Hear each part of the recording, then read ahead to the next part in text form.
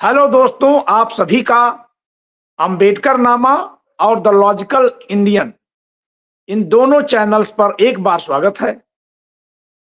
आज 19 नवंबर है।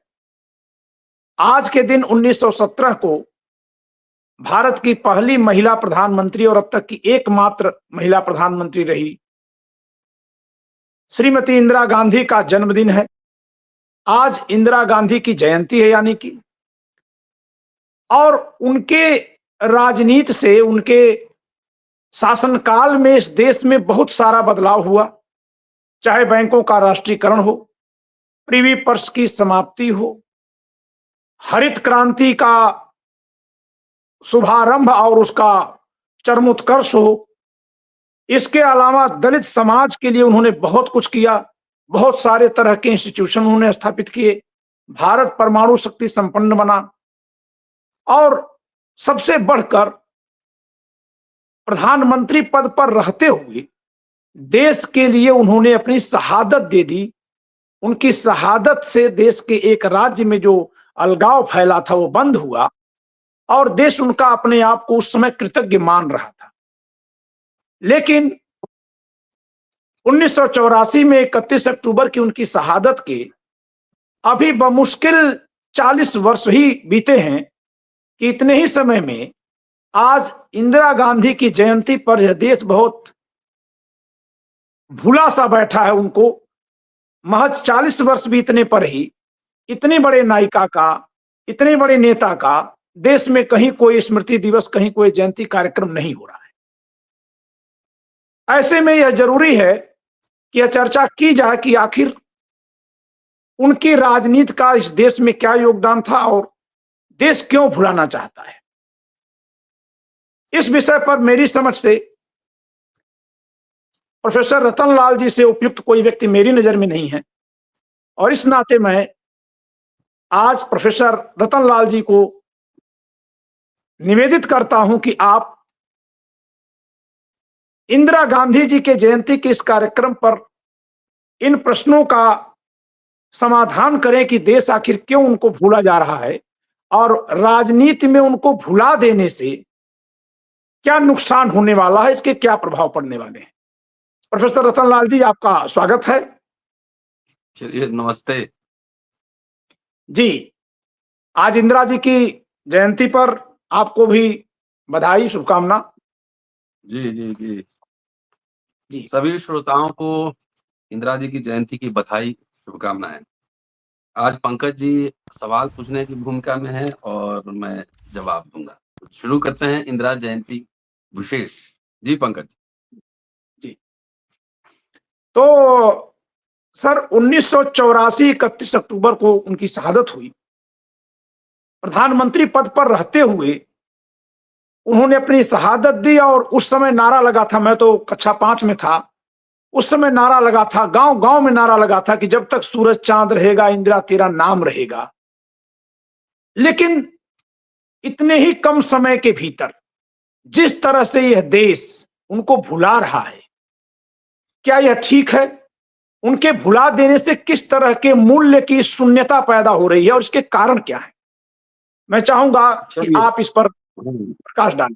जी वो जो बात था ना, जो नारे लगे थे, जब तक सूरज चांद रहेगा इंदिरा तेरा नाम रहेगा। जी किसी के मनाने न मनाने से किसी महान शख्सियत की हैसियत कम नहीं होती।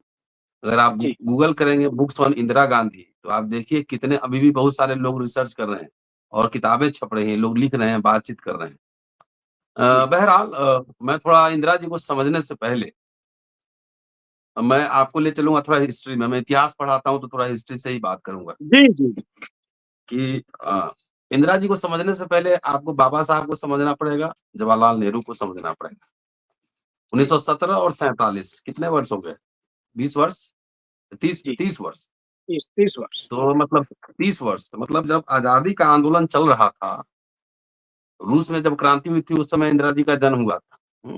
Bolshevik revolution. तो दुनिया में जो उथल-पुथल हो रहे थे, जब सेकंड वर्ल्ड वॉर चल रहा था, तो जाहिर है कि इंदिरा जी यंग रही होंगी और जी आजादी के आंदोलन के समय भी यंग रही होंगी। तो उनको एक विरासत, एक लीगेसी मिली, एक राजनीतिक समझ की, एक सामाजिक समझ की विरासत मिली। उन्होंने जाहिर है बाबा साहब को भी देखा होगा, नेहरू जी तो उनके फादर ही थे, गांधी जी के साथ काम किया होगा, तमाम तरह के अनुभव हुए होंगे। तो मैं कह रहा हूँ कि जी, पहले बाबा साहब का पॉलिटिकल फिलॉसफी को समझें, जवाहरलाल नेहरू को समझें, तब हम इंदिरा जी पे आते हैं। बाबा जी, साहब का बिल्कुल। पहला आधिकारिक मैनिफेस्टो है, साउथ बरो कमेटी को दिया गया जो साक्ष्य है, 1919 जी, में। उसके बाद साइमन कमीशन आता है, उसके बाद गोलमेज सम्मेलन है, पूना पैक्ट है, उसके बाद 37 का चुनाव है, उसके बाद बाबा साहब शेड्यूल कास्ट फेडरेशन बनाते हैं 1942 में। स्टेट एंड माइनॉरिटी, राज्य और अल्पसंख्यक लिखते हैं, दस्तावेज है, जो जवाहरलाल जी, नेहरू को सौंपा था उन्होंने, जहाँ तक मुझे ध्यान आ रहा है। गोपनीय दस्तावेज है, लेकिन बाद में उसको सर्कुलेट किया गया और उसके बाद संविधान सभा में गए। ये पूरी मोटा-मोटी यात्रा मैं बता रहा हूँ। आप जी, शुरू से उठा के देखें कि democracy, adult franchise, voting right, fundamental rights, ये तो एक जनरल एक देश के लिए था ही पूरा, उनका आइडिया इवॉल्व कर ही रहा था। लेकिन उनके केंद्र बिंदु में क्या है? केंद्र बिंदु में है दलित मुक्ति के प्रश्न, और जी, बार-बार वो सवाल उठा रहे हैं कि भाई दलितों के लिए जो प्रॉपर्टी राइट्स और एजुकेशन का राइट है वोट देने के लिए, उसको खत्म किया जाना चाहिए। जब वो लिख रहे हैं, जी, स्टेट एंड माइनॉरिटी लिख रहे हैं या फिर अनुसूचित जाति की शिकायतें लिख रहे हैं, तो उसमें जाकर उस दस्तावेज को गौर से पढ़िए, और खास तौर से हमारे दलित बंधु भी नहीं पढ़ते हैं। वो ये थोड़ी कह जी, रहे थे कि हमको प्रधानमंत्री बनना है। वो तो जितना मेमोरेंडम वायसराय को देते थे, नेहरू को देते थे, तो उस समय ये था कि दलितों के सुरक्षा के उपाय, दलितों पे हिंसा होती है, पुलिस मजिस्ट्रेट से लेके सब अमूमन अपर कास्ट का होता है, और दलितों को बचाने वाला कोई नहीं होता है। शिक्षा के जी, सवाल उन्होंने लिखा है अनुसूचित जाति की शिकायतों में, ये शिक्षा और नौकरी का सवाल हमारे समाज के लिए जीवन मरण का प्रश्न है। ठीक है साहब? जी, voting right, reservation in assemblies, नौकरियों में आरक्षण का सवाल, फ्रीशिप, स्कॉलरशिप, ये तमाम उनके केंद्र बिंदु में इन दस्तावेजों में आपको मिल जाएगा, मोटा-मोटी जो लबल आप मैं कह रहा हूँ। तो जी, जब स्टेट एंड माइनॉरिटी लिखते हैं, तो उसमें राजकीय समाजवाद का पूरी अवधारणा विकसित करते हैं। एक मॉडर्न इंडिया वो बनाना चाहते हैं, इंडस्ट्रियलाइज्ड इंडिया। जी, लैंड का राष्ट्रीयकरण करना चाहते हैं, जीवन बीमा का राष्ट्रीयकरण करना चाहते हैं, सब लिखा हुआ है। वही मैं कह रहा हूँ, सब करना जी, चाहते हैं। जब संविधान सभा में आए तो खैर उनकी सारी बातें तो नहीं मानी गई, लेकिन एक तो आरक्षण का प्रावधान किया ही गया, साथ में नीति निर्देशक तत्व बनाए गए कि राजकीय समाजवाद की अवधारणा की जगह नीति निर्देशक तत्व, कि जिसमें कि राज्य सरकारों पे जिम्मेदारी थोपी गई कि ये दलित उत्थान के लिए, उनके मुक्ति के लिए ये सब काम करेंगे, वेलफेयर स्टेट की बात की गई। उसके बाद आइए, नेहरू जी से उनका अनुबंध था तो रिजाइन करते हैं, लेकिन नेहरू जी जब आ रहे हैं तो नेहरू जी का आउटलुक भी तो वही है, एक सेकुलर, जी, एक modern nation state, industrialization, public institution, यही तो खड़ा कर रहे थे। उस समय जब पाकिस्तान जी, बम गोली चक्कर में पड़ा था, तो नेहरू जी का आप उठा के देखेंगे कि कई तरह के उन्होंने संस्थानों की स्थापना की, योजना आयोग, प्लानिंग कमीशन, अब इन्होंने नाम बदल दिया है, नीति आयोग कर दिया है।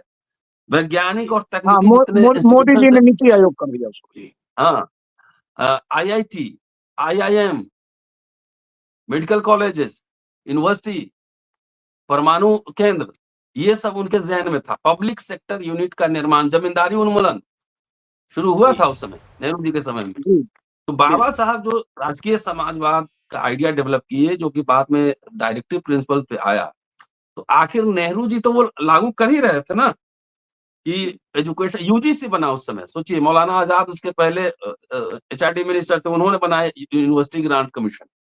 जी, तो सारे पब्लिक सेक्टर यूनिट बन रहे थे, लैंड रिफॉर्म भी हो रहा। तो वो एक लीगेसी आज़ादी और वेलफेयर स्टेट, एक मॉडर्न सेकुलर नेशन स्टेट, वो आइडिया धीरे-धीरे डेवलप कर रहा था। तो बाबा साहब के केंद्र बिंदु में क्या था? चिंता का प्रमुख विषय क्या था? दलितों का उत्थान, उनके सुरक्षा के उपाय।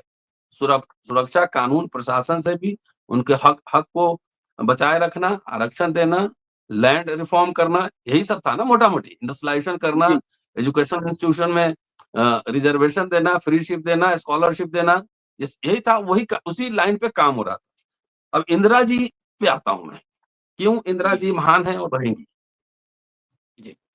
एक पत्र है 2 अगस्त 1973 का, शायद जी। उस समय आपका जन्म भी नहीं हुआ हो। नहीं, उस समय अंग्रेजी में हमारा जन्म पत्र है जी, और अंग्रेजी में पत्र है, उसका हिंदी तर्जुमा मैं आपको बताता हूँ। वो लिख रही हैं ऑल चीफ मिनिस्टर्स, सारे मुख्यमंत्रियों को लिख रही हैं कि जी, लगभग हर दिन अखबारों में हरिजनों पे अत्याचारों से संबंधित कोई न कोई खबर छपती है। यह जी, सरकार की उदासीनता की सरकार को बदनाम करने की का प्रयास है। उदासीनता दिखाता जी, है इस तरह की, सरकार को बदनाम करने का प्रयास है। इसलिए आवश्यक है कि हमारी सरकारें विशेष रूप से सतर्क रहें और कलेक्टरों, जिला मजिस्ट्रेटों और अन्य अधिकारियों को अत्यंत सतर्क रहने, ऐसी घटनाओं को रोकने का प्रयास करने करने और यदि वे घटित होते हैं, तो तत्काल और सख्त कार्रवाई करने का निर्देश दें। किस पे? जी, हरिजनों पे अत्याचार। जी, हाँ, यह भी संभव है कि शरारती तत्व उपद्रव भड़काएं या पुलिस को शामिल करने का प्रयास करें। जी, स्थिति की गंभीरता को देखते हुए मैंने वर्ष की शुरुआत में मुख्यमंत्रियों के साथ इन मुद्दों पर चर्चा की थी। तब जी, यह निर्णय लिया गया था कि मुख्यमंत्री अपनी व्यक्तिगत निगरानी में एक विशेष प्रकोष्ठ का गठन करेंगे, जो हरिजनों, जनजातियों, अल्पसंख्यकों की शिकायतों पर विचार करेगा और राज्य मंत्रालयों, सार्वजनिक उपक्रमों आदि में इन श्रेणियों के लोगों के लिए रोजगार सुनिश्चित करने का विशेष प्रावधान करेगा। मुझे आशा है कि इस तरह के प्रकोष्ठ या जो भी तंत्र सबसे प्रभावी माना जाए, उसे स्थापित करने के लिए अनुवर्ती कार्रवाई की गई होगी। जी, क्या करें कि हम सरकार को बदनाम करने के लिए हरिजनों पे अत्याचार हो रहा था, मुख्यमंत्री को सख्त निर्देश है। आप बताइए, जी, अभी गाजीपुर में या आजमगढ़ में दलितों की बस्तियां जलाई गई थी। उस समय जी, बहुगुणा जी मुख्यमंत्री थे। बहुगुणा जी मुख्यमंत्री थे और इंदिरा जी ने कहा कि जाओ सीधे दलितों के गांव में हेलीकॉप्टर उतारो। अब जी, बहुगुणा जी गए थे दलितों के गांव में। जब बेलछी कांड हुआ था तो इंदिरा जी स्वयं वहां गई थी। जी। आज एक बात बताइए, स्वयं इतना एट्रोसिटी है, स्वयं गई थी वो हाथी पर बैठ के। स्वयं स्वयं गई थी इतना और इसके अलावा जैसे एक तथ्य मैं जोड़ना चाहूँगा अपने दर्शकों के लिए कि बिहार में पहले भी जो नरसंहार हुआ करते थे, तो उसमें मुख्यमंत्रियों को इस्तीफा देना पड़ता था। यानी इसको बहुत संजीदगी हुँ, से लिया जा रहा था उस समय जिस समय इंदिरा गांधी सत्ता में थी, उस समय जो घटनाएँ घट रही थी इसको बहुत बहुत ही गंभीरता से लिया जाता था। मुख्यमंत्रियों की ज़िम्मेदारी सीधे तय करती थी कांग्रेस उस समय। जी, चलिए तो ये हो गया। तो दलितों की सुरक्षा के लिए दोनों सीएम को पूरे निर्देश दिए तो मैंने बता दिया। जी, अब आइए, इंदिरा जी जब 66 में बनी प्रधानमंत्री, उस समय तो जानते हैं सिंडिकेट कांग्रेस कितना एक्टिव था, इनको दबा देना चाहता था। उन्होंने क्या जी, किया, उन्होंने उल्टा इन लोगों को दबा दिया और पार्टी को 2 फाड़ में बाँट के अपनी पार्टी बनाई, चुनाव लड़ी और फिर जीत कर आई। बाबू जगजीवन जी, राम उनके साथ थे। अब 1969 को बैंक का राष्ट्रीयकरण किया गया। 14 राष्ट्रीय बैंक का, जिसमें 85% जमा पूंजी थी। और इससे किसको लाभ हुआ, किसको नुकसान हुआ? देश की जनता को लाभ हुआ और सेठ साहूकारों को नुकसान हुआ, क्योंकि हाई नुकसान। इंटरेस्ट रेट पर है ना वो कर्ज देते थे। कुल 500 ही बैंक के ब्रांचेस थे देश भर। इसके बाद देखिए, मैं इसलिए बाबा साहब से कंपेयर कर रहा हूँ कि जो बाबा साहब का सपना था, उसको कैसे इंदिरा गांधी कन्वर्ट कर रही थी अपने एक्शन में। बीमा उद्योगों का राष्ट्रीयकरण जी, हुआ। फिर प्रमुख उद्योग क्या-क्या हुए, ज़रा-सा ये भी बता देता हूँ कि स्टेट आजकल क्या हो रहा है, इसका तुलना कर लीजिएगा। कोयला, इस्पात, जी, तांबा और तेल शोधन जैसे प्रमुख उद्योगों का भी राष्ट्रीयकरण किया गया। जी। उसके बाद Indian oil corporation, Hindustan petroleum corporation, Bharat petroleum corporation, इसका भी राष्ट्रीयकरण हुआ। और तब मतलब उस समय इंदिरा जी ने टोटल, बाद में 80 में भी 5 या 6 बैंक का उन्होंने राष्ट्रीयकरण किया था। टोटल 66 पब्लिक सेक्टर यूनिट उन्होंने बनाए हैं। जैसे उदाहरण देता हूँ, NTPC, national thermal power corporation, जैसे नेहरू जी ने बनाया था, ओएनजीसी बनाया था। जी। फिर SAIL, steel authority of India प्रभावी बनाया, Coal India Limited, Bharat coking coal सर लिमिटेड, ये सब। हुँ, सर और सवाल ये है कि इनकी जयंती पर कोई कार्यक्रम आम जनता में या पार्टियों में, समाज में क्यों नहीं है? क्योंकि उस समय जो नारा लगाने की मैंने बात कही थी, वो आम जनता नारा लगा रही थी कि जब तक सूरज चाँद रहेगा, तब तक इंदिरा का नाम रहेगा। आ रहा हूँ, उसपे तो आ रहा हूँ, ये पहले इनका काम समाज क्यों गिनवा दूँ। भूल रहा? नहीं, जी, जी, जी, काम गिनवा दूँ, काम गिनवा दूँ। जी, हुँ, जी, तो ये सब जी, बना। उसके बाद उन्होंने जेएनयू ही बनाया, कई यूनिवर्सिटी, मेडिकल कॉलेज खोले, जी, पाकिस्तान को 2 टुकड़ों में बाँट दिया, प्रिवी पर्स खत्म कर दिया, राजा-महाराजा को मिलता था ना, लैंड जी, जी, रिफॉर्म जी, तेजी किया, दलितों को ज़मीन बाँटे गए ना। जी, तो मैं पहले ये समझ लें कि इतना जो पब्लिक सेक्टर यूनिट बना, तो उसका लाभ किसने लिया? सबसे ज़्यादा पढ़ा-लिखा वर्ग ब्राह्मण वर्ग था। उत्तर प्रदेश का जी, हिस्ट्री देखिएगा, 7 मुख्यमंत्री ब्राह्मण हुए उत्तर प्रदेश में। जी, पहला गोविंद बल्लभ पंत साहब थे। तो सबसे जी, ज़्यादा लाभ इसका किसको मिला? ब्राह्मण समुदाय को मिला, ब्राह्मण समुदाय को। जी, दूसरा, दलित इसके लाभार्थी रहे, एससी-एसटी को जो रिज़र्वेशन था, जो फेलोशिप और रिज़र्वेशन जितने पब्लिक सेक्टर यूनिट बनाए गए, तो उसमें उन्होंने रिज़र्वेशन लागू किया ना। पेट्रोल पंप, गैस एजेंसी में अभी भी मिलता है ना रिज़र्वेशन, अब तो मोदी सरकार उसको खत्म कर दे रही है। इंडियन ऑयल, अडानी गैस एक साथ लिखा हुआ है, इंडियन ऑयल पे जाके देख लीजिएगा, लिखा हुआ है। जब अडानी जी आ गए, जी, वो सब रिज़र्वेशन पर खत्म हो जाएगा। तो इतने सारे यूनिट बनाए गए जिसमें लाखों लाख नौकरियां, लाखों लाख नौकरियां मिली। तो जी, इसका लाभार्थी ब्राह्मण भी हुआ और इसका लाभार्थी दलित भी हुआ। ठीक है सर। जी, अब आप कह रहे हैं कि दोनों वर्ग भुला दिया, तो क्यों भुला दिया? इसका कारण जी, बता रहा हूं। 80 का दशक याद कीजिए, जी, 80 का दशक याद कीजिए। दोनों समुदाय में दो विचारधारा डेवलप होता है। एक है कि हिंदू राष्ट्र बनाएंगे, जी, और एक है देश का राजा हम बनेंगे। आरक्षण से लेंगे सीएम डीएम, अब वोट से लेंगे, आरक्षण से लेंगे एसपी टीएम, और वोट से लेंगे सीएम पीएम। ये भी चला खूब। ठीक है। जी, तो दोनों समुदाय को देखिए, दोनों समुदाय अभी अपनी आकलन कर ले जी, कि 40 साल में जो अनरियलिस्टिक ड्रीम्स देखे थे, तो सरकारी संस्थाएं जब बिक रही हैं, एजुकेशन महंगा हो रहा है, फेलोशिप खत्म हो रहा है, स्टाइपेंड मिल नहीं रहा है, तो आप दोनों समुदाय कहाँ हो जरा देख लो। जो नशा चला था ना हिंदू राष्ट्र बनाने का, तो अब आइएगा ना सुलभ इंटरनेशनल में या एयरपोर्ट पे, तो पंडित जी भी टॉयलेट में पर्ची काटते मिलेंगे, है ना? नहीं तो तो पंडित जी को तो ये अनरियलिस्टिक, उम्मीद है ना कि जब हिंदू राष्ट्र बन जाएगा पूरी तरह से तब इनको गद्दी मिल जाएगी जहां हिंदू राष्ट्र में होनी चाहिए इनको गद्दी। इनको तो उम्मीद है, वो तो चाहे भले सारे दिवा राजपुरोहित स्वप्न हो। तो सारे नहीं ब्राह्मण राजपुरोहित थोड़े बने। हम वो क्या नहीं बोल रहे हैं? वो नहीं, मैं मान लेता हूँ कि उनको तो एक उम्मीद है, एक ख़याली पुलाव ही सही तो है। लेकिन जो दूसरा वर्ग है जो आपने जैसा बताया उसके अनुसार जो इंदिरा जी के कार्यकाल से ही जो नौकरियाँ मिली उसी से आगे बढ़ा, वह क्यों भुला दिया है? उनको तो इसीलिए एक भुला दिया ना कि कह दिया राजनीतिक, वही तो कह रहा हूँ मैं। जी, इसको भी अभी नशा चढ़ा हुआ है कि देश के संसद पे कब्जा होगा, हमारी सरकार होगी, उसके बाद सब कुछ कर लेंगे, और तब तक जितना मिला था वो सब गायब हो जाए, कोई चिंता नहीं। जो नशा जी, है ना, दोनों सब यही तो कह रहा है, राजनीति का नशा। जी। राजनीति क्यों? ये पता नहीं है, ये पता नहीं है। अच्छा लेकिन हिंदू जी, राष्ट्र बन जाएगा तो साथ, जैसे देखिए, दलित लोग जब दिखता है ना कि हम देश का राजा बनेंगे, तो रात में उसको गुदगुदी लगता है ना? नींद बहुत बढ़िया आता है। उसी तरह ब्राह्मण लोग को लगता है ना कि हिंदू राष्ट्र बनेगा तो हम सब राजपुरोहित बन जाएँगे, वर्ण व्यवस्था एकदम मजबूत हो जाएगी, हम खटिया पे बैठेंगे, बाकी लोग नीचे बैठेगा, है ना? जी, तो इनको अभी जी। पता नहीं है अरे ना तो कि उसके पूरा रास्ता। ब्राह्मण के उसी कालखंड को तो यहाँ 30 साल से कहा जा रहा है कि एकदम राजा थे और सबका शोषण कर ले रहे थे। तो वहीं जाकर शोषण का हाँ, आनंद लेना चाहता है वो। बताया तो नहीं, यही नहीं, जा रहा है ना शोषण कि का जब वो नहीं जब पढ़ाया सरकारी जा रहा है नौकरी ना। नहीं थी, जब संविधान नहीं था, सरकारी नौकरी नहीं थी, तब ब्राह्मण एकदम जो चाहता था वो कर रहा था, सारी सत्ता उसी के हाथ में थी।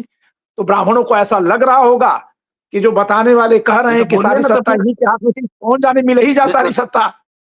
नहीं, नहीं, मैं ये कह रहा हूँ, तो जाके पेड़ के नीचे पढ़िए ना, यूनिवर्सिटी, आईआईटी, हाँ, आईआईएम में पेड़ के पढ़ने की नीचे क्या पढ़ेंगे, ज़रूरत है? गुरुकुल नहीं, गुरुकुल बनाएँगे, हाँ, तो इस आश्रम सब में में पढ़िए जाएँगे, ना। बच्चों को स्टीफेंस कॉलेज, हिंदू कॉलेज क्यों भेज रहे हैं?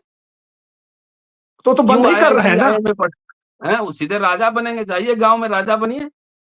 हाँ, नीचे पेड़ के नीचे नहीं तो पढ़िए, बोरी नहीं पे तो बैठ के। पंडित जी लोग तो पुरोहित तब न बनेंगे जब पहले दलित लोग राजा बनेंगे, उन्हीं के यहाँ तो पुरोहित बनेंगे। तो इसीलिए मैं कह पुरोहित रहा हूँ कि इंदिरा, किसके यहाँ कंक्लूड बनेंगे? कर रहा हूँ कि जी, इंदिरा जी के जितने कार्य हुए, उसका सबसे जी, बड़ा लाभार्थी अगर हुआ, तो जी, उसमें हुआ ब्राह्मण वर्ग, ठीक जी, है? और दलित वर्ग अफर्मेटिव एक्शन से। और दोनों ने राजनीति के नशा में अपना मिडिल क्लास खत्म कर रहा है, पहले ओएनजीसी में अब नौकरी कर रहे हैं 4 लाख मिल रहा है, अब सब अडानी के पास चला जाएगा। तो आप जो है ना, एक आदमी को 10 लाख देगा, बाकी लोग को त्रिपाठी जी को, मिश्रा जी 35,000 पे काम करना पड़ेगा। जी, जी, हो ही रहा है, आइए हिंदू वो चल राष्ट्र आइए हिंदू राष्ट्र में नहीं स्वागत है तो आपका भी। अब मैं एक सवाल जो है वो चूँकि आप पार्टी जॉइन कर चुके हैं, कांग्रेस पार्टी के आप नेता हैं, तो मैं कांग्रेस पार्टी के नेता प्रोफेसर रतनलाल जी से एक सवाल कर रहा हूँ कि अभी मान्यवर कांशीराम जी के पुण्यतिथि पर समाजवादी पार्टी के कार्यालय में भी कार्यक्रम हुए थे। लेकिन पंडित जवाहरलाल नेहरू जी की जयंती भी गुजरी है 14 नवंबर को और आज 19 नवंबर को इंदिरा जी की जयंती है। उस तरह से कोई कार्यक्रम, ऐसा कोई तामझाम समाजवादी पार्टी के कार्यालय में भी नहीं दिख रहा है। कांग्रेस पार्टी भी कभी अपने इन महापुरुषों का नाम तक नहीं लेती है। तो जबकि गठबंधन में है, इंडिया गठबंधन में है, लोग एक धड़े में हैं, तब भी नहीं है। तो ये इसके पीछे क्या कारण है?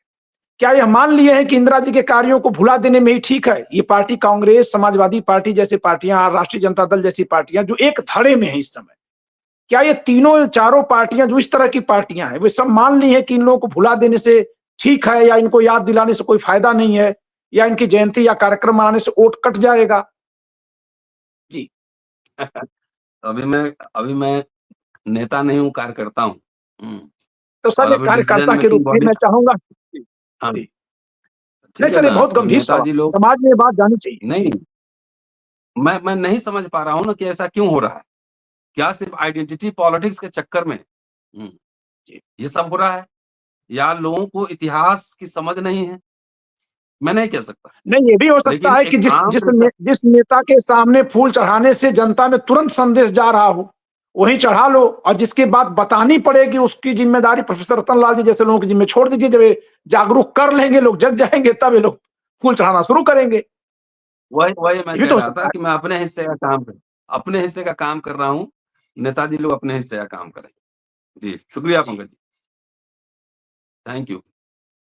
चलिए, आज इंदिरा गांधी की जयंती पर प्रोफेसर रतनलाल जी के माध्यम से आप सबको बहुत सारी जानकारियां मिली, और उम्मीद करता हूं कि इससे आप बहुत सारे ऐसे तथ्यों से अवगत हुए होंगे जो जानना जरूरी है। कोई भी जो यह इतिहास में आया और गया, यदि उससे हमारी जिंदगी में तनिक भी उजाला आया है, तो हमें उसका शुक्रिया अदा करना चाहिए, उसको नमन करना चाहिए। ये सब चाहे किसी भी जाति धर्म में कोई पैदा हुआ हो, देश को राइट। विकसित करने में जो कोई कहीं योगदान किया है, उसके लिए हमें ऋणी होना होगा। प्रोफेसर रतनलाल जी, आपका बहुत बहुत धन्यवाद इस कार्यक्रम में शामिल होने के लिए। आप सभी लोगों को जय संविधान। जय संविधान।